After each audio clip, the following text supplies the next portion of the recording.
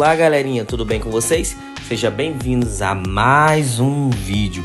E no vídeo de hoje nós vamos aprender a como desenhar um menino negro. Eu quis trazer esse tema porque hoje é o dia da consciência negra, então trouxe aí esse personagem para representar essa data tão especial. E também no YouTube não tem quase nenhum tutorial ensinando a desenhar um menino mais ou menos nesse estilo. E menino negro então não tem praticamente nenhum. Então estou aqui trazendo esse personagem para vocês. Agora falando como funciona o canal é bem simples. Pega o lápis, pega a folha e vai copiando as linhas que eu estou fazendo no vídeo. Olha bem a direção que eu estou fazendo e vai copiando passo a passo, que no final você vai conseguir fazer o mesmo desenho que eu, mas claro, com o seu jeitinho. E já aproveito que você já está aqui, deixa aquele like, seu like é muito importante para o canal continuar crescendo, para mim conseguir trazer cada vez mais vídeos. Nós começamos com poucos temas, mas hoje em dia até avião eu já trouxe aqui para o canal, e a gente vai conseguindo trazer temas diferentes e vamos levar a arte a outras pessoas que também gostam de desenhar. Se inscreve no canal se você não é inscrito. Nós estamos buscando aí a meta de bater 20 mil inscritos até o Natal, então conto com você para se inscrever se você ainda não é inscrito. Comenta aí embaixo se você já desenhou um menino no estilo cartoon. E sem mais enrolação, pega o lápis, pega a folha e vamos desenhar.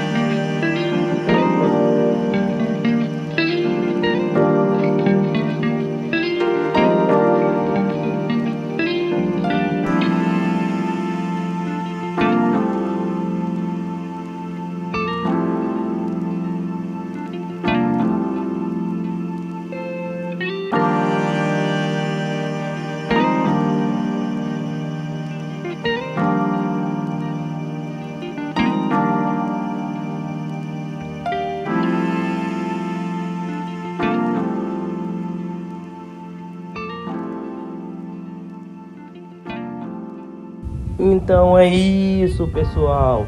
Muito obrigado por ter assistido o vídeo até aqui. Comenta aí embaixo o que você achou do vídeo. Assista os outros vídeos que estão aparecendo pra você aí no card. Valeu, tchau, fui.